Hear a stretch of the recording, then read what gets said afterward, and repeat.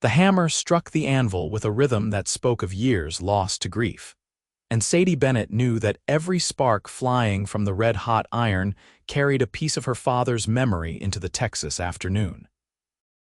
It was the summer of 1882, and the sun beat down mercilessly on the small forge behind the Bennett homestead just outside of San Antonio.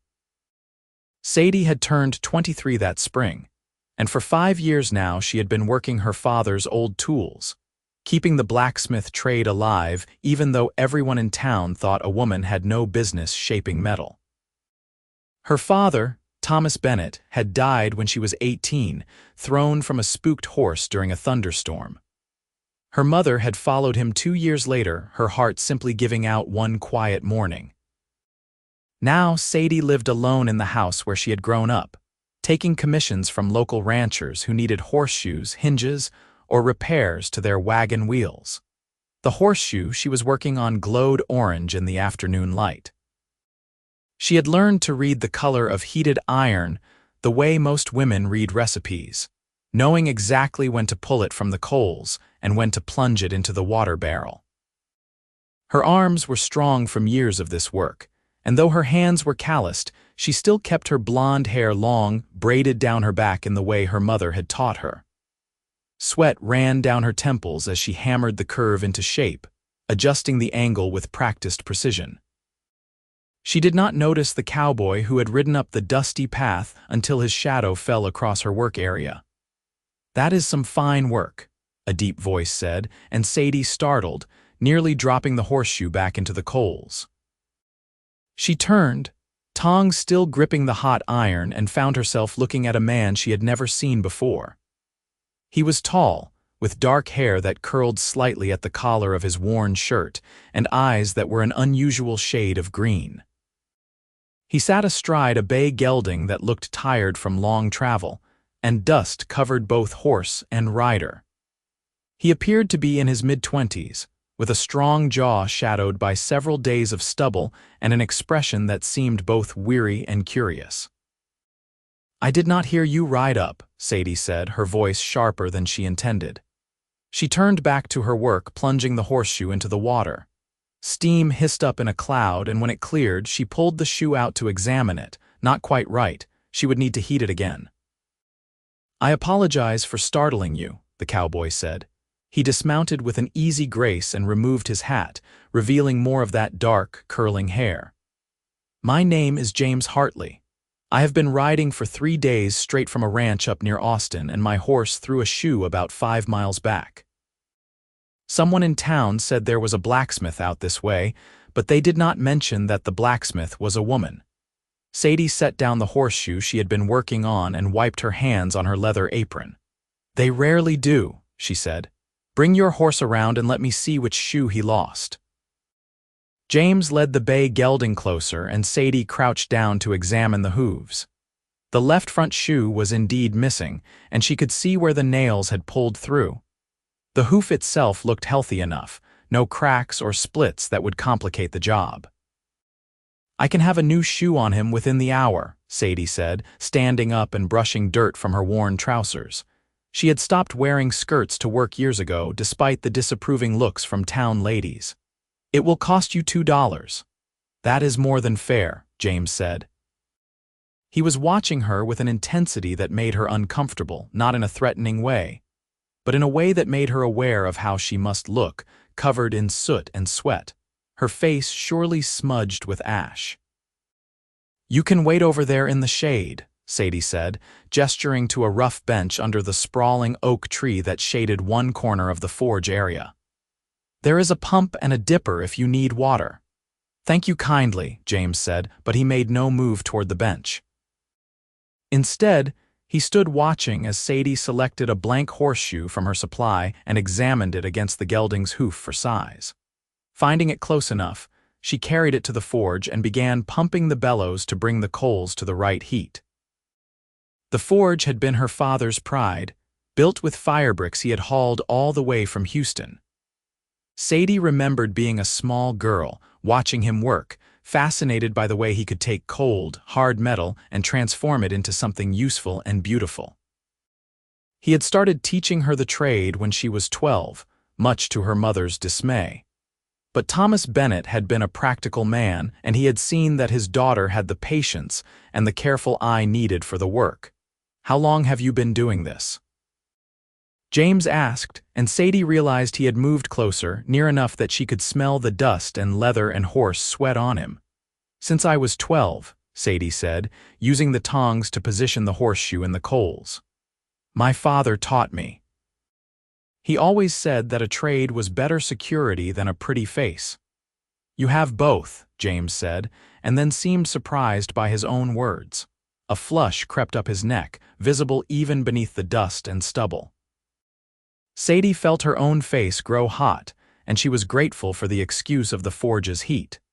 She did not respond to his comment, instead focusing on watching the horseshoe as it began to glow. When it reached the right color, she pulled it out and carried it to the anvil, where she began shaping it with sure, strong strikes of her father's hammer. The hammer had been made by her grandfather, its handle smoothed by 3 generations of Bennett hands, and every time Sadie lifted it, she felt connected to something larger than herself. James watched in silence as she worked, and Sadie found herself hyper-aware of his presence. Most people who came to her for work either left or stood far back, uncomfortable with watching a woman do what they considered man's work. But James seemed genuinely interested, his green eyes following every movement of her hands, every strike of the hammer. "You learned well," James said when she paused to examine her work. "That is as fine a shoe as I have seen." "My father was a good teacher," Sadie said. She heated the shoe one more time, made a final adjustment, and then carried it back to the water barrel. After it cooled, she took it to the gelding and held it against the hoof, checking the fit. Perfect. She set about nailing it in place, her movements efficient and practiced. "What brings you to San Antonio?" Sadie asked as she worked, surprising herself. She rarely made conversation with customers. "I am looking for work," James said. "I have been working cattle ranches since I was 16, but the ranch I was at had to let some hands go. The owner's son is taking over and he wants to bring in his own men, so I am looking for a new position."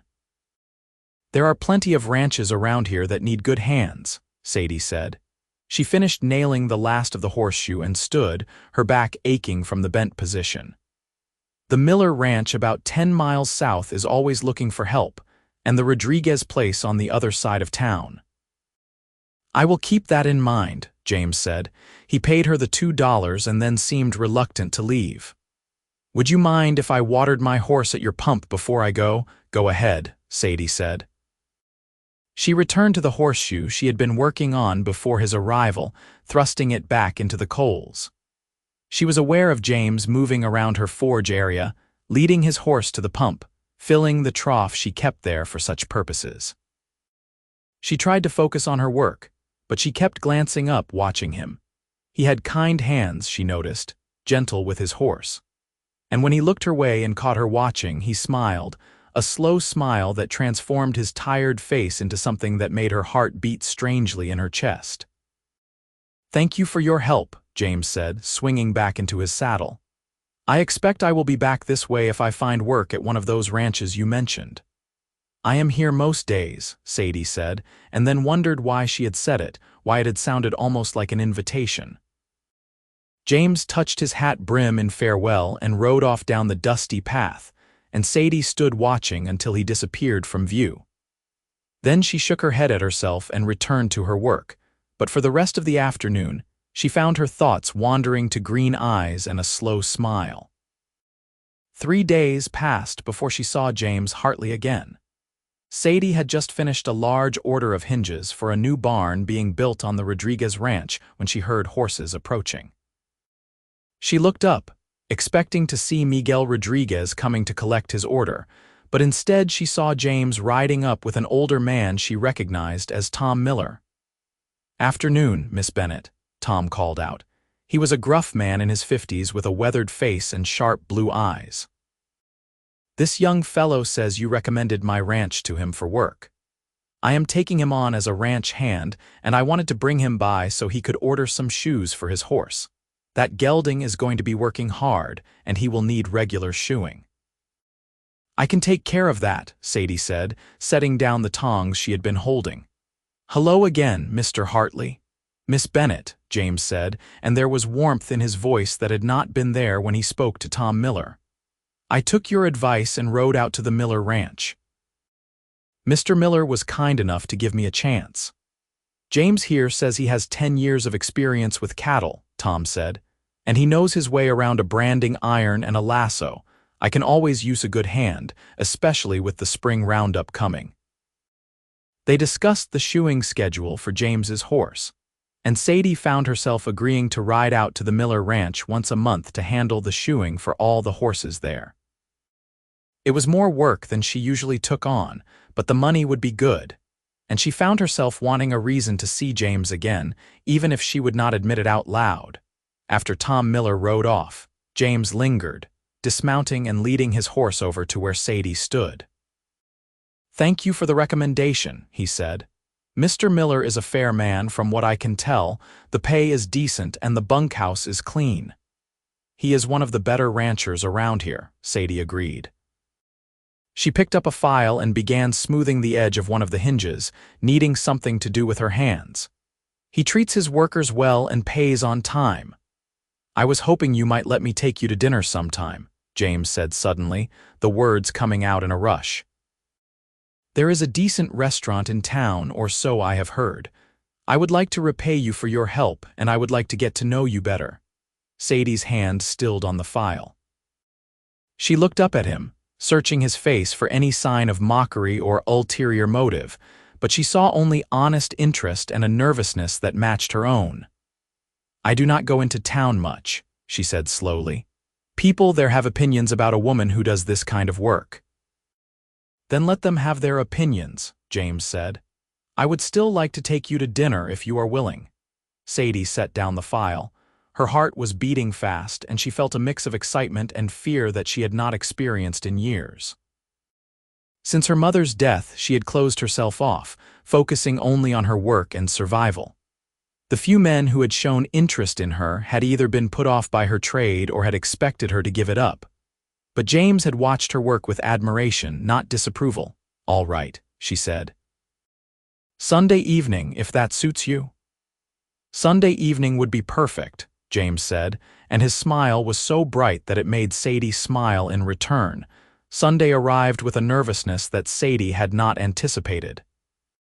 She closed the forge early, something she rarely did, and went into the house to prepare. She had few dresses, having little use for them, but she had one good blue cotton dress that her mother had made for her years ago. It still fit, though it was a bit snug across the shoulders from all the forge work. She brushed out her hair and braided it again, then pinned the braid up in a more formal style. Looking at herself in the small, spotted mirror that hung in her bedroom, she barely recognized the woman staring back. James arrived right on time, riding his bay gelding and leading a gentle mare that he said he had borrowed from Tom Miller. I thought you might prefer riding to taking a wagon, James said as he helped her mount, but I can go back for a wagon if you would rather. This is fine, Sadie said. She was not the best rider, having spent more time in the forge than in the saddle, but she could manage the gentle mare easily enough. They rode into San Antonio as the sun began to lower in the sky, painting everything in shades of gold and orange. James talked as they rode, telling her about his life. He had grown up in Louisiana, he said, but his family's farm had failed when he was young, and they had moved to Texas looking for new opportunities. His parents had both died of fever when he was 15, leaving him and his younger sister alone. He had found work on a cattle ranch and had sent money to his sister, who had gone to live with their aunt in New Orleans. She was married now, he said, with 2 children of her own, and he hoped to visit her someday when he had saved enough money. In turn, Sadie found herself telling James about her own life, about her father's death and her mother's grief, about the struggle to keep the forge going and the loneliness of the past few years. She had not talked about these things with anyone, and it felt both frightening and freeing to speak them aloud. The restaurant James had chosen was a small place near the center of town, run by a Mexican family. The food was good, spicy and flavorful, and the atmosphere was warm despite the curious looks they received from other diners. Sadie held her head high, refusing to let the whispers and stares bother her. James seemed equally unbothered, his attention focused entirely on her. "Tell me something about you that no one else knows," James said as they ate. Sadie considered the question, chewing thoughtfully on a bite of enchilada. "I can read and write," she said finally. "My mother taught me, even though most people think there is no need for a woman to have such skills, especially not one who works with her hands. But I like to read. I have my father's books at home, and sometimes in the evenings I sit and read by lamplight." "What kind of books?" James asked, leaning forward with interest. "All kinds," Sadie said. "Adventure stories, histories, even some poetry, though I do not admit that to most people." "I like poetry," James said. "My mother used to read it to us when we were children. I remember bits and pieces, though I cannot read well myself. I only had a few years of schooling before I had to start working." They talked through dinner and long after, until the restaurant owner began pointedly stacking chairs. Walking out into the cooling evening air, Sadie felt lighter than she had in years. James helped her back onto the mare and they rode slowly back toward her homestead, neither wanting the evening to end. At her door, James dismounted and helped her down from the mare. For a moment, they stood close together and Sadie could feel the warmth radiating from him. "Thank you for this evening," James said softly. "I cannot remember the last time I enjoyed myself so much." "Neither can I," Sadie admitted. James reached out and gently tucked a loose strand of hair behind her ear, his fingers lingering against her cheek. "May I call on you again?" "I would like that," Sadie said. He smiled and stepped back, and Sadie watched as he mounted his horse and rode off into the darkness, leading the mare. Only then did she go inside, her heart full of feelings she had thought long dead. The weeks that followed fell into a pattern that brought Sadie more happiness than she had known in years. James came to see her whenever he could get away from the ranch, which was usually on Sunday afternoons. Sometimes they rode together through the countryside, and James showed her places he had discovered while working the Miller Ranch. Other times they stayed at her homestead, and James would sit in the shade of the oak tree, watching her work while they talked about everything and nothing. Sadie found herself looking forward to these visits with an intensity that surprised her. She caught herself thinking about James at odd moments, wondering what he was doing if he was thinking about her. She took more care with her appearance, making sure to wash the soot from her face and hands before his expected arrival time, and she even started wearing her better work clothes on Sundays. James seemed equally affected. He brought her small gifts, wildflowers he had picked on the range, a book of poetry he had bought from a traveling merchant, once a beautiful piece of turquoise he said reminded him of the sky over her forge. He was always respectful, never pushing for more than she was willing to give, but Sadie could feel the growing attraction between them, a pull that became harder to resist with each visit. It was early autumn when things changed between them. The summer heat had broken, and the Texas air had taken on a cooler, clearer quality. Sadie had been working on a complicated piece, a decorative gate for one of the wealthy families in town, and she was frustrated because the scrollwork was not coming out the way she had envisioned. James arrived to find her scowling at the piece, hammer in hand. "That bad?" he asked, coming to stand beside her. "It is not right," Sadie said. "The curves are not even and the whole thing looks clumsy." James studied the gate, his head tilted. "It looks beautiful to me," he said. "But I can see you are not satisfied. What would your father have done?" Sadie lowered the hammer, thinking. "He would have heated it again and started over on that section. He always said there was no point in doing something if you were not going to do it right." "Then start over," James said simply. "You have the time and the skill." Sadie looked at him, at his honest, encouraging expression, and felt something shift in her chest. "How is it that you always know the right thing to say?" "I do not always," James said. But when it comes to you, I find I want to say all the right things." Sadie set down the hammer. Her hands were trembling slightly, and it had nothing to do with the work. "James," she said, and then stopped, not sure how to put into words what she was feeling.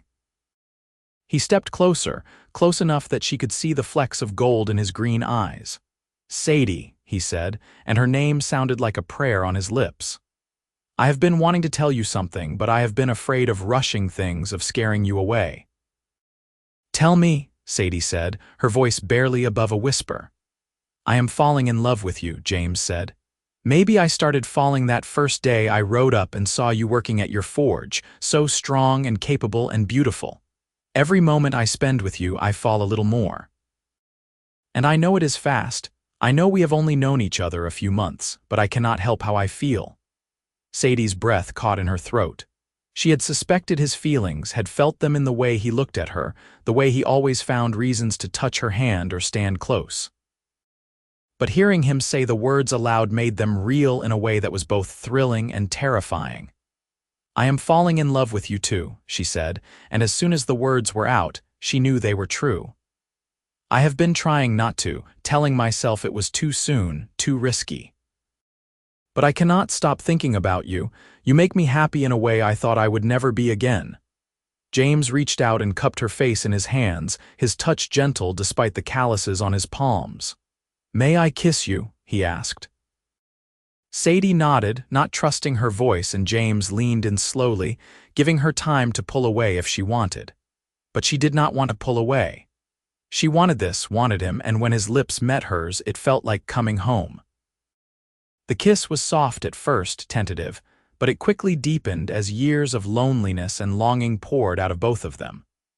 Sadie's hands came up to grip the front of James's shirt, and his arms went around her waist, pulling her close. They broke apart only when the need for air became overwhelming, and even then they stayed close, foreheads pressed together, breathing in sync. "I love you," James said again, and Sadie felt the words all the way down to her bones. "I love you too," she whispered back. They stood there in the forge area, holding each other as the afternoon light faded around them, and Sadie felt as if she had found something she had not even known she was looking for. After that day, their relationship deepened in ways that felt both natural and inevitable.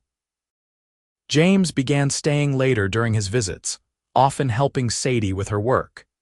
He was not skilled in blacksmithing, but he learned quickly, and he was strong enough to handle the heavy lifting and the operation of the bellows. Working together felt right, their movements synchronized, their communication often wordless. Tom Miller noticed the change in James, the way he was distracted and happier than usual, and he was perceptive enough to guess the cause. One evening, he rode out to Sadie's homestead himself, arriving just as the sun was setting. Sadie came out of the forge to find the older man sitting on his horse, watching her with an expression she could not quite read. "Mr. Miller," she said, wiping her hands on her apron. "Is something wrong? Has something happened to James?" "James is fine," Tom said, dismounting. "I came to talk to you about him, actually, and about you." Sadie felt a flicker of apprehension. "All right." Tom looked around the forge area, taking in the neat organization, the quality of the work visible in the pieces waiting to be picked up. "You do good work," he said. "Your father would be proud." "Thank you," Sadie said carefully. "James is a good man," Tom continued. "One of the best hands I have had in years. He works hard, does not complain, and he has a way with the horses that is rare. I would hate to lose him." "I have no intention of taking him away from the Miller Ranch," Sadie said, confused about where this conversation was going. Tom smiled, his weathered face crinkling. "That is not what I meant. I came to tell you that if you and James decide to marry, and if you want to keep your forge, I would support that. I know there are people in this town who think a married woman should not be working, especially not at a trade like this. But I think you should know that you would still have my business and my respect." Sadie felt tears prick at her eyes. She had not even let herself think that far ahead, had not allowed herself to imagine a future where she could have both James and her work. "That is very kind of you," she managed to say. "It is practical," Tom corrected. You are the best blacksmith in this area, and I am not fool enough to think gender matters when it comes to skill. Besides, James is happy, happier than I have seen any young man in a long time. That is worth something." After Tom left, Sadie stood in the gathering darkness, thinking about his words. Marriage. She had not seriously considered it since her mother died, had assumed that her choice to continue her father's work meant she would live alone. But now, with James in her life, possibilities were opening up that she had not dared to imagine. Winter came to Texas with surprising cold that year.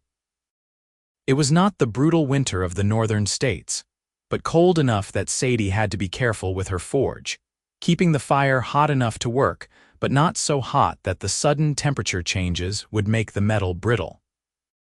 James came to see her on a Sunday in late November, riding through a light drizzle that made everything gray and gloomy. Sadie had been working inside the small shelter attached to the forge, trying to stay dry, when she heard him arrive. "You should not have ridden out in this weather," she said, coming out to meet him. "You will catch your death of cold." "I needed to see you," James said. His hair was plastered to his head and water dripped from the brim of his hat. "I have been thinking about something, and I could not wait any longer to talk to you about it." Sadie led him into the house, the first time he had been inside. She built up the fire in the hearth while he stood dripping on the floor, and then she brought him a blanket and made him sit close to the flames. "What did you need to talk about that could not wait for better weather?" she asked, settling beside him. James turned to her, his green eyes serious. "Marry me," he said. Sadie's heart stopped, then started again with a painful thud. "What, marry me?" James repeated. "I know it is sudden, I know we have only known each other a few months, but Sadie, I love you more than I thought it was possible to love anyone. I want to build a life with you. I want to wake up beside you every morning and fall asleep next to you every night. I want to help you with your forge and raise a family with you and grow old together. Marry me." Sadie stared at him, her mind racing. She thought about what Tom Miller had said, about the possibility of having both her work and a husband. She thought about the past few months, the happiness James had brought into her life, the way he made her feel seen and valued in a way no one else ever had. She thought about the future, not the lonely one she had been resigned to, but a future full of love and partnership and possibility. "Yes," she said. "Yes, I will marry you." James let out a whoop of joy and pulled her into his arms, kissing her with a passion that took her breath away. When they finally broke apart, both of them were laughing and crying at the same time. "I do not have a ring," James said. "I wanted to ask you first, make sure you would say yes before I spent the money, but I will get you one, the prettiest one I can find." "I do not need a ring," Sadie said. "I just need you." But James insisted, and 2 weeks later he presented her with a simple gold band set with a small chip of diamond. It was not fancy, but it was beautiful to Sadie, and she wore it with pride. They were married in January of 1883 in a small ceremony at the church in San Antonio. Tom Miller stood up as James's witness, and the wife of the general store owner, one of the few women in town who had always been kind to Sadie, stood up for her. The ceremony was simple and brief, but when the pastor pronounced them man and wife and James kissed her, Sadie felt a joy so profound it was almost painful. They held a small reception at the Miller Ranch, where Tom had insisted on hosting them. The ranch hands had chipped in to buy them gifts, practical things like blankets and cooking pots, and there was music and dancing and more food than Sadie had seen in years. She danced with James under the stars, his arms around her, and thought that she had never been so happy. James moved into Sadie's house, and they began the process of building a life together. It was not always easy. James had to adjust to living in a smaller space than the bunkhouse, and Sadie had to get used to sharing her home and her routines with another person. But they worked through the challenges together, learning to compromise and communicate. James continued working at the Miller Ranch, but he spent every spare moment helping Sadie with the forge. He became proficient at the simpler tasks, and Sadie taught him how to read the metal, how to judge temperatures, how to shape iron into useful objects. Working together brought them even closer, their partnership extending beyond their marriage into their livelihood.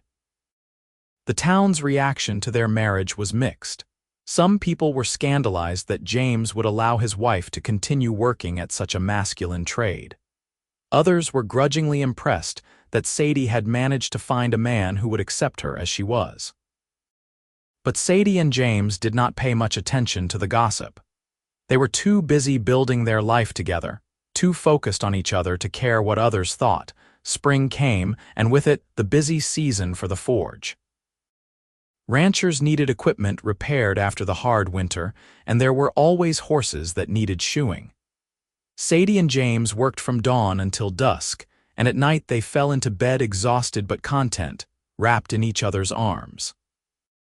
It was in late spring that Sadie began to suspect she might be pregnant. She said nothing to James at first, wanting to be sure, but when another month passed and her suspicions were confirmed, she could no longer keep it to herself. She told him one evening after they had finished work for the day. They were sitting on the porch, watching the sunset, and Sadie turned to him and said simply, "I am going to have a baby." James's face went through a series of expressions: surprise, joy, fear, and finally settling on a kind of awed happiness. "A baby," he repeated. "We are going to have a baby." "Yes," Sadie said, and then she was in his arms, both of them laughing and crying at the same time, just as they had when he proposed. The pregnancy was not easy. Sadie continued working at the forge as long as she could, but eventually the heat and the heavy lifting became too much. James took over more of the work, and Sadie focused on the detail work that could be done sitting down. She also began taking on more repair work, things that required less physical effort but still brought in money. Tom Miller and his wife, Martha, were kind during this time, bringing food and checking on Sadie regularly. Martha had raised 5 children of her own, and she offered advice and support that Sadie, who had no mother or sisters to turn to, desperately needed. The baby came in early winter, during a cold snap that had everyone huddled close to their fires. The labor was long and difficult, and there were moments when Sadie was sure she would not survive it. But Martha was there, and the doctor from town, and most importantly, James, who held her hand and whispered words of encouragement even when she screamed at him to leave her alone. When it was finally over and the baby's cry filled the room, Sadie felt a rush of emotion so powerful it overwhelmed everything else. The doctor placed the baby in her arms, and she looked down at the tiny, red-faced infant with wonder. "It is a boy," the doctor said, "a healthy boy."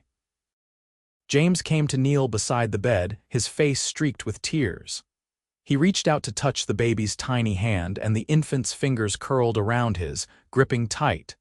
"Hello, son," James whispered. "I am your father, and I promise I will do everything in my power to give you a good life." They named him Thomas, after Sadie's father, and from the moment he was born, he became the center of their world. James was a devoted father, helping with the night feedings and the diaper changes, and he would spend hours just staring at Thomas with an expression of absolute wonder on his face. Sadie had worried that having a baby would mean the end of her forge work, but James would not hear of it. They worked out a system where he took over more of the physical work, while Sadie handled the business side and the detail work, and Martha Miller offered to watch Thomas during the busiest times. It was not perfect, but it worked, and Sadie was grateful that she did not have to give up the trade her father had taught her. Thomas grew into a curious, energetic toddler who loved to watch his parents work. James built him a small play area near the forge, safe from the heat and sparks, where Thomas could watch and play with wooden toys. Sadie would catch James teaching their son about horses and cattle during their time at the Miller Ranch, and she could see that James was determined to pass on his knowledge just as her father had passed on his trade to her. When Thomas was 2, Sadie became pregnant again. This time the pregnancy was easier, and she was able to work almost until the end. The baby, a girl they named Alina after James's mother, was born on a warm spring day, and she came into the world with far less drama than her brother had. With 2 children, life became more complicated but also richer. The house that had once felt empty was now filled with noise and laughter and the chaos of family life. James built an addition onto the house, giving them more space, and he also expanded the forge area, adding a larger shelter so they could work in any weather. The years passed in a blur of work and family and love. Thomas grew tall and strong like his father, and he showed an early aptitude for working with animals. Eleanor was quieter but fiercely intelligent, and she loved to watch her mother work at the forge, asking endless questions about how things were made. When Thomas was 10, James finally saved enough money to buy a small parcel of land adjacent to Sadie's property. It was not much, just 20 acres, but it was enough to run a few head of cattle and some horses. James continued working for Tom Miller, but he also began building his own small herd, teaching Thomas the skills he would need to manage it someday. Sadie's forge continued to thrive. She had earned a reputation for quality work, and people came from miles around to commission pieces from her. She trained Eleanor in the trade, just as her father had trained her, and she felt a deep satisfaction in knowing that the Bennett blacksmithing tradition would continue into another generation. One evening, when Sadie was in her late 30s and James was approaching 40, they sat on the porch watching the sunset, just as they had done countless times before. Thomas was out checking on the cattle, and Eleanor was inside practicing her reading. The forge was quiet, the day's work done, and a peaceful silence lay over everything. "Do you remember the first time I came here?" James asked, reaching over to take Sadie's hand. "Of course," Sadie said. "You needed a horseshoe and you paid me $2. "Best $2 I ever spent," James said with a grin. "I fell in love with you that day watching you work. You were so strong and capable, and you did not care what anyone thought of you. I had never met anyone like you." "I fell in love with you too," Sadie admitted. "Maybe not that exact day, but soon after. You were the first person who did not try to change me, who accepted me as I was." "I would not change a single thing about you," James said. He lifted her hand to his lips and kissed it gently. "You have given me everything I never knew I wanted. A home, a family, a purpose. I love you more now than I did the day we married, and I will love you more tomorrow than I do today." Sadie leaned over and kissed him, a soft, sweet kiss that held years of love and partnership. "I love you too," she said. "Thank you for watching me work that day. Thank you for falling in love with a blacksmith. Thank you for saying yes when I asked you to marry me," James said. "Thank you for building this life with me." They sat in comfortable silence, hands clasped, watching as the sun dipped below the horizon and the stars began to appear in the darkening sky. From inside the house, they could hear Eleanor singing softly to herself, and in the distance, they could hear Thomas calling to the cattle. Sadie thought about her father, about the tools he had left her and the trade he had taught her. She thought about her mother and the strength it must have taken to support her husband's decision to teach their daughter a man's trade. She thought about the years of loneliness after they died, the struggle to keep going, the determination to honor their memory by continuing the work.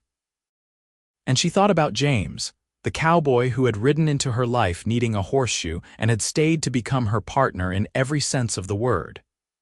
He had watched her work and fallen in love, not in spite of her strength and independence, but because of it. He had given her children and a fuller life, but he had never asked her to give up the part of herself that made her who she was. "We have built something good here," Sadie said softly. "Something worth all the hard work and all the struggles."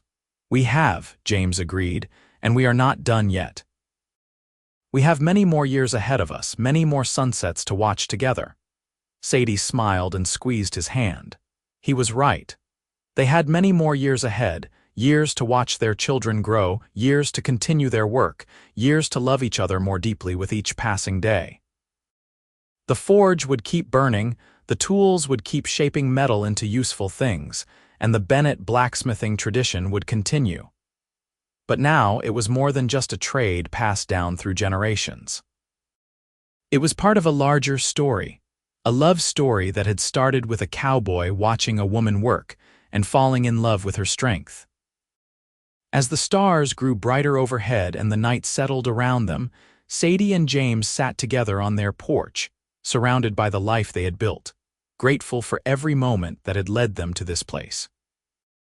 The future stretched out before them, full of promise and possibility, and they would face it together, just as they had faced everything else.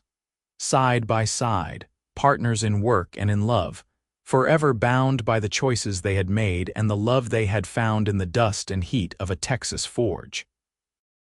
Years continued to unfold with a gentle rhythm that brought both challenges and joys. Thomas, at 16, was already taller than his father and showed remarkable skill with horses. He had his mother's careful eye for detail and his father's natural way with animals. He spent his days working alongside James, learning not just how to manage cattle and horses, but how to run a ranch with integrity and wisdom. Eleanor, at 14, had become a skilled blacksmith in her own right. She had her mother's passion for the work, and had even begun experimenting with decorative ironwork that brought in commissions from wealthy families in San Antonio. Sadie watched her daughter work with pride, seeing in Eleanor's confident movements the same determination that had kept her going through the difficult years alone. The small ranch James had started had grown into a respectable operation. They now ran 50 head of cattle and bred horses that were sought after throughout the region. The forge remained the heart of their operation, providing steady income and keeping the Bennett name known and respected. But age was beginning to show on both Sadie and James.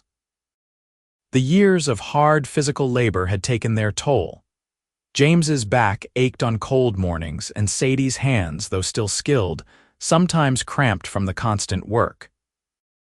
They had begun to rely more on their children, gradually passing on responsibilities while trying not to burden them too heavily. It was Tom Miller who finally convinced them to slow down. He had retired himself, turning the ranch over to his son, and he came to visit one spring afternoon when the bluebonnets were blooming across the Texas hills. "You have both earned a rest," Tom said as they sat on the porch, the same porch where Sadie and James had spent countless evenings. "You have built something lasting here. Your children are capable. Let them take on more of the load." "I do not know how to not work," Sadie admitted. "The forge has been my life since I was 12 years old." "It does not have to be your whole life anymore," Tom said gently. "You have other things now, grandchildren maybe someday soon. Time to enjoy what you have built instead of always building." His words stayed with Sadie, and she discussed them with James that night as they lay in bed. "Maybe he is right," James said, pulling her close. "Maybe it is time we let Thomas and Eleanor take the lead. We can still work, still be part of it, but we do not have to carry the whole load ourselves anymore." "It frightens me," Sadie admitted. "What if I do not know who I am without the constant work?" James kissed her forehead. "You are my wife. You are Thomas and Eleanor's mother. You are a master blacksmith who has built a legacy that will outlast both of us. You are all of those things, with or without working yourself to exhaustion every day." So they began to step back, gradually giving more responsibility to their children. Thomas took over most of the ranch work, and Eleanor became the primary blacksmith, with Sadie serving as advisor and teacher for the more complicated pieces. It was an adjustment, but Sadie found that she enjoyed having more time to spend with James, to take rides through the countryside, to visit friends they had not had time for in years. True to Tom's prediction, grandchildren began to arrive. Thomas married a rancher's daughter named Caroline, and they had twin boys who were as wild and energetic as young colts. Eleanor married a carpenter named William, and they had a daughter they named Sadie, after her grandmother, followed by 2 sons. The house that had once been quiet and empty became a gathering place for the family. Sunday dinners were loud, chaotic affairs with children running everywhere and multiple conversations happening at once. Sadie, who had spent so many years alone, sometimes had to step outside just to process the abundance of family surrounding her. "Is it too much?" James asked one Sunday evening after everyone had left and they were cleaning up the remains of dinner. "No," Sadie said, leaning against him. "It is perfect. It is more than I ever dreamed possible." They aged together, their hair turning gray, their bodies slowing but their love never diminishing. They still worked, but at their own pace, taking time to enjoy the sunsets and the changing seasons. They watched their grandchildren grow, passing on stories and skills, making sure the next generation knew where they came from and what had been sacrificed to build the life they enjoyed. On their 25th wedding anniversary, their children threw them a party at the ranch. Friends and neighbors came from all over, and there was music and dancing and speeches that made both Sadie and James tear up. Tom Miller, now in his 80s but still sharp as ever, gave a toast that had everyone laughing and crying at the same time. "I remember the day James came to my ranch looking for work," Tom said, raising his glass. "And I remember the day I rode out to Sadie's forge and told her I hoped they would marry. I have watched them build a life together, watched them face hardships and celebrate triumphs, and I have never seen two people more perfectly suited for each other. They have shown us all what it means to be true partners, to support each other's dreams while building something greater than either could have achieved alone. To Sadie and James, may you have many more years together." Everyone drank to the toast, and Sadie and James stood together, hands clasped, looking out at the faces of their children and grandchildren and friends, at the community they had built around themselves through hard work and love and determination. Later that night, after everyone had gone home and the house was quiet again, Sadie and James walked out to the forge. Alina had banked the fire for the night, but the bricks still radiated warmth. Sadie's father's tools hung on the wall, worn smooth by generations of use, and the anvil sat silent and waiting for morning. "Do you ever regret it?" James asked. "The life we chose, the way we did things." Sadie looked at him, at the man who had watched her work and fallen in love, who had supported her dreams and built new ones alongside her. She thought about all the years behind them, the struggles and the joys, the children they had raised and the legacy they had built. "Not for a single moment," she said. "Every choice led me to you and you led me to this life. How could I regret any of it?" James smiled and pulled her close, and they stood together in the warm darkness of the forge, surrounded by the tools and the work that had brought them together and the love that had sustained them through everything. The years continued to pass, bringing new grandchildren and eventually great-grandchildren. Thomas and Alina took over the ranch and forge completely, running both operations with the skill and integrity their parents had taught them. Sadie and James became the elder statesmen of the family, the keepers of stories and the dispensers of wisdom, still deeply in love and still partners in every way that mattered. When Sadie was 68, she began teaching her granddaughter, young Sadie, the finer points of blacksmithing, just as her own father had taught her so many years ago.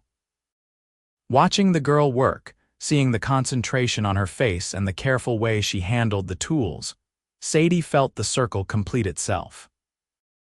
The Bennett blacksmithing tradition was continuing into yet another generation, and this time it was stronger than ever, supported by family and love, and the understanding that skill had nothing to do with gender and everything to do with passion and dedication.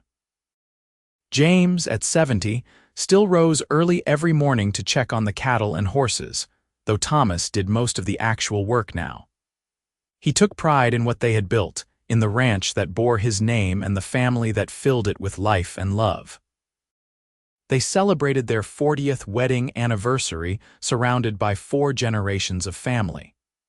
The party was held at the ranch on a beautiful spring day, and there were so many people that they spilled out of the house and into the yard. Children ran everywhere, and there was music and laughter and the kind of joy that can only come from being surrounded by people you love. When someone asked James to give a speech, he stood up, Sadie beside him, and looked out at the crowd of faces. "I am not much for speeches," he began. "But I want to say this. 40 years ago, I rode up to a forge looking for a horseshoe, and I found my whole life waiting for me there. Sadie was working her father's old tools, strong and capable and beautiful, and I fell in love with her in that moment. Everything good in my life started that day. Our children, our grandchildren, this ranch, this community, all of it began because I stopped to watch a woman work and had the good sense to fall in love with her.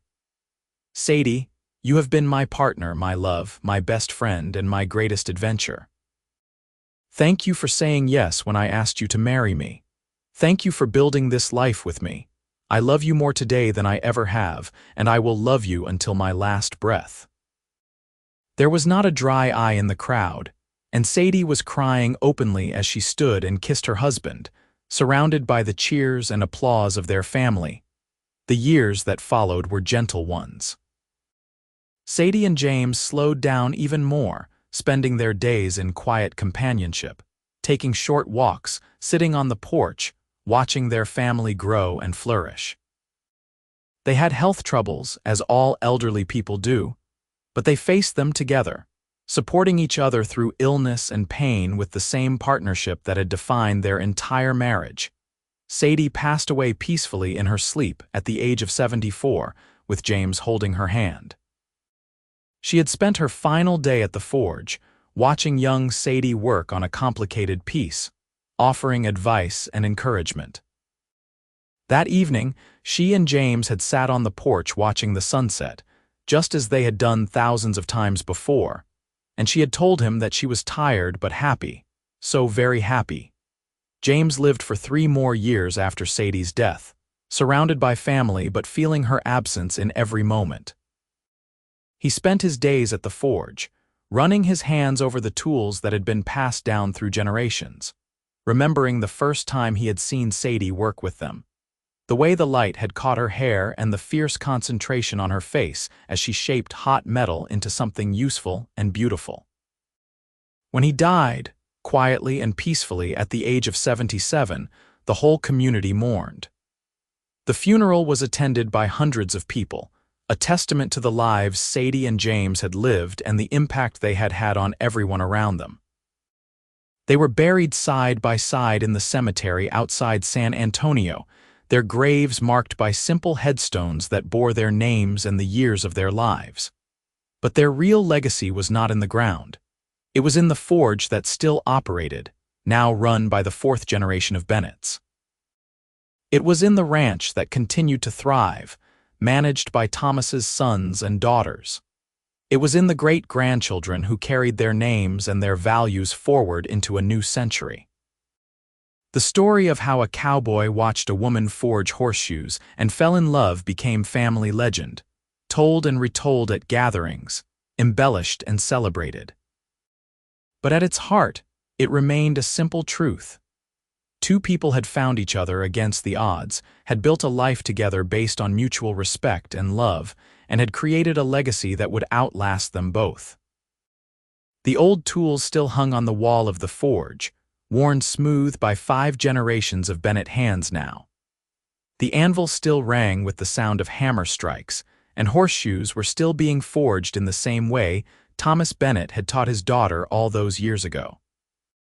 And on quiet evenings when the work was done and the fire banked for the night, if you stood in the forge and listened carefully, you might almost hear the echo of an old rhythm. The sound of hammer on anvil, the hiss of hot metal meeting water, and the quiet murmur of 2 voices talking and laughing together, building something that would last forever. The Bennett Forge and the Hartley Ranch continued to thrive for generations, a testament to the love and partnership of the woman who forged horseshoes with her father's old tools and the cowboy who watched her work and fell in love. Their story became part of the fabric of Texas history, a reminder that true love recognizes no boundaries, respects no conventions, and builds something that endures long after those who created it have passed into memory. It was a love story forged in fire and shaped by 2 strong hands working together, and it would never be forgotten.